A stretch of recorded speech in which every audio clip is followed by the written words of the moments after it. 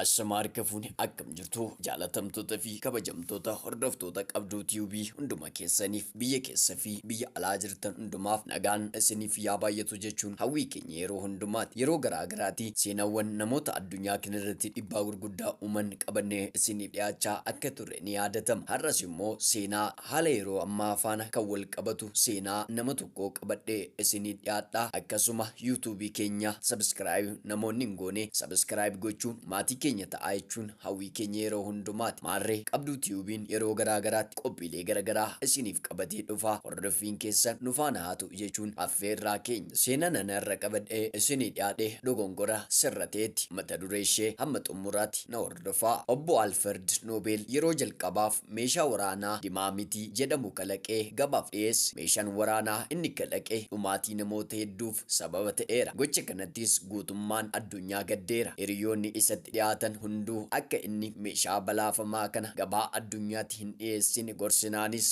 galii irraa argatu yaadee gurra isaaniif kennuu irraa of dhoorke. Gorsa namoonni isaaf kennan fudhachuu kan dide Alfred Noobel kalaqa isaa kana irraa bu'aa argateen abbootii qabeenyaa gurguddoo keessaa tokko ta'uu danda'e. Bara dulluma isaa keessa guyyoota keessaa gaafa tokko balbala dura taa'ee gaazexaa guyyaa sana maxxanfame dubbisuu eegale. Otoo dubbisaa jiruu fuula namoonni du'an irratti maxxanfaman irratti wanta suukkanneessaa ijji isaa amanuu isa dadhabsiise tokko arge. Alfred Noobel daldalaan du'aan sun ni du'e barreeffama jedhu dubbise. Suurri isaas namoota du'an keessaa tokko ta'uun maxxanfamee ture. Waan arge kanaan baay'ee kan rifate Noobel sodaa guddaa keessa taa'ee yaaduu eegale. Edaa addunyaan kuni yoon du'e akkanatti na yaadatti edaa daldalaa du'aan jedhama jedhee yaade. Achumaan gaafii baay'ee barbaachisaa tokko of gaafate. Seenaa koo kana jijjiiruuf wanti ani gochuu danda'u maali? Kuni gaafii seenaa jireenya isaa jijjiiruuf bu'uura isaaf ta'e ture. Dhuma irratti dhaabbata namoonni addunyaa kanaa hojii gurguddoo hojjetan badhaasu tokko hundeessuuf murteesse. Meeshaa waraanaa oomishe sana gabaaf dhiyeessuuf murtoo badaa akkuma murteesse amma immoo namoota addunyaa kanaa irratti dhiibbaa gaarii uuman badhaasuuf murtoo baay'ee gaarii murteesse. Dhaabbata badhaasa Noobelis hundeesse. Dhaabbanni kuni hanga har'aatu namoota gama adda addaan hojii gurguddoo hojjetan guutummaan addunyaa irraa barbaadee badhaasa. Seenaan Alfred Noobelis amma kan yaadatamu meeshaa waraanaa waliin otoo hin taane badhaasa beekamaa kanaan dulluma ofii keessa tarkaanfii seenaa ofii jijjiiruuf murteessuun akkana. Seenaa armaan olii kana irraa akkuma arginu Alfred Noobel meeshaa dhumiinsa namootaa hedduuf sababa ta'e addunyaa kanaaf gumaacheera. Badiisa lubbuu namoota hedduufis sababa ta'eera. Maallaqa argachuuf jecha gaaga'ama guddaa addunyaa kanatti fideera. Dhuma irratti garuu gocha seenaa isaa isa jalqabaa sana addunyaa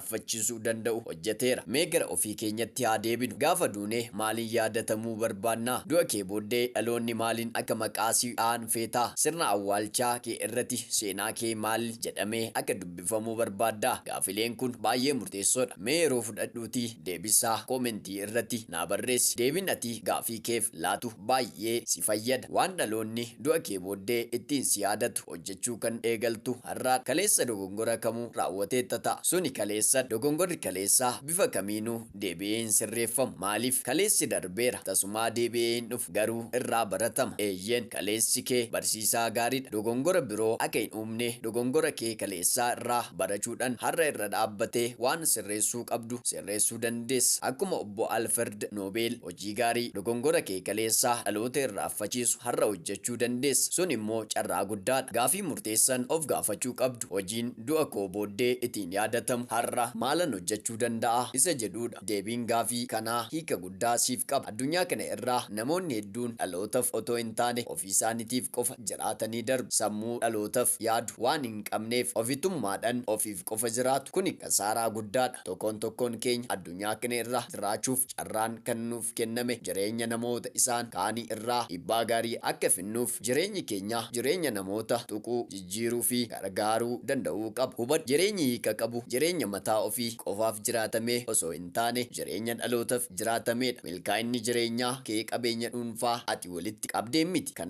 madaalamu. Gamoon ati ijaarte, barnoonni ati baratte, aangoon ati qabdu, dhageettiin kee milkaa'inni jireenya keetii hin madaalu. Safartuun milkaa'inaa jireenya keetii hammam jireenya namoota isaan kaanii irraa dhiibbaa gaarii akka uumte jiraachuu kee irraa kan ka'e namoota meeqatu fayyadame, rakkattoota meeqatu gargaarame, wallaalota meeqatu barate, kubsattoota meeqatu gaafatame, hidhamtoota meeqatu gaafatame. Walumaa galatti jiraachuun kee namoota meeqaf sababa gammachuu ta'e inni murteessan isa kanaa amma yeroo seenaa kana dhaggeeffatu umriin kee deemeera ta'uu mala haa ta'uyyuu malee umrii kamirraayyuu taatee seenaa hin irraanfatamne dhalootaaf hojjechuu dandeessa. Garaa dhalootaaf dhiigu qabaannan dhaloota akka hin gargaarre wanti si dhoorku tokkollee hin jiru. Tokkollee eenyuuf jiraachaa jirta? Ofii keef qofaa. Akkana taanan jireenyi kee jireenya otoo hin taane turtiidha. Turtii qofa turanii nyaachuun, dhuguun, fuudhuun, ijoollee horuun, dulloomuun, du'uun, awwaala xiqqoo keessatti awwaallamuun, sana booda hoo al tokkoo fi isa dhumaa irraanfatamuudha. Turtiin kana kanaati. Jireenyi garuu hin irraanfatamu. Seenaa hojjetee yoo duute suni du'a miti, boqonnaa qofa. Maaliif yoomuu jiraataadhaati laphee dhaloota keessa jiraat foon kee awwaallamus seenan kee jiraatee hafa. Dhiibbaa gaarii ati dhaloota irratti uumteen labatatti ni darba. Maqaan kee awwaala gaararratti hafuu danda'uu qaba. Namoonni sirna awwaalchaa kee irratti argamanii si awwaalanii deebi'u. Seenan kee garuu seenaa awwaallamuu danda'u ta'uu hin qabu. Namoonni si awwaalee deebi'ee hojii keetiin immoo fayyadamuu qaba. Duudhaa uumamaa ta'ee duuti kee kan hin oolle ta'us hojii yoomiyyuu hin duune hojjetee darbuu ni dandeessa. Namoonni hedduun addunyaa kanatti ba'aa ta'anii jiraatu. Ba'aa ulfaataa waggoota 80 guutuu dachee kana irraa jiraatanii waan dachee kanaa jijjiiruu tokko illee otoo hin hojjetin darbu. Nyaachuuf dhuguun gammachuu dhuunfaa isaanii qofa irraa argachuuf qofa jiraatu. Isaan akkanaa ba'aa addunyaa kanaati. Namoonni baay'een muraasni immoo addunyaa kanaaf bu'aa ta'anii darbu. Bu'aa dhaloonni irraa fayyadamu. Isaan akkanaa kan seenan isaanii kan yoomuu hin irraanfatamne, kan fooniin du'an seenaadhaan leellifaman, kan addunyaan kun yoomuu isaan yaadachaa jiraatudha. Ati hoo addunyaa kanaaf ba'aadha moo bu'aa? Lachuu keessa kan barbaadde ta'uu filannoo keeti. Ofii keef qofa jiraatee ofitummaadhaan ba'aa addunyaa kanaa ta'uu dandeessa. Dhalootaaf jiraatee immoo bu'aa addunyaa kanaa ta'uu dandeessa. Filannoon isaa kan kee fi kan kee qofa. Ammas irra deebi'een si gaafadha. Du'a kee booda addunyaan kun maaliin si yaadati? Eenyu siin jetti? Seenaa akkamii si barreessiti? Maaliin yaadatamta? Siifan dhiisa. Seenaa bareedaa kana irraa waan baay'ee baratan jedheen hawwii qaba. Seenaa kana barreessee kan isinii dhiyeesse nama baay'ee jaalatamaa fi kabajamaa jabaa hayyuu beekaa Eebbisaa Baay'isaati. Seenaa kana seenessuun immoo kan isin biraan gahe ani qaxalee keessan niiftudha. Jalqabarraa kaastanii hamma ammaatti waan na dhaggeeffataniif kabaji keessan guddaadha. Horaa bulaa.